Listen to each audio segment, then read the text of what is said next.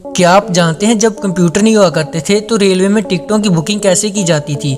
आइए जानते हैं इस वीडियो में। तो भाई पहले समय में जब कंप्यूटर नहीं हुआ करते थे तब रेलवे क्लर्क टिकट की बुकिंग रजिस्टर देखकर करते थे। जी हाँ, अलग अलग ट्रेनों के लिए अलग अलग रजिस्टर लगाए होते थे।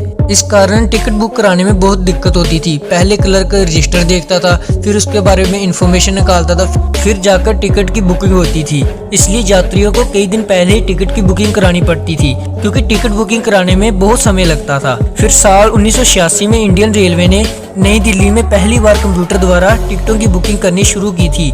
इसलिए कंप्यूटर का इंडियन रेलवे में बहुत अहम रोल है। ऐसी अमेजिंग एंड इन्फॉर्मेटिव वीडियोस देखने के लिए लाइक, शेयर एंड सब्सक्राइब करना मत भूलना।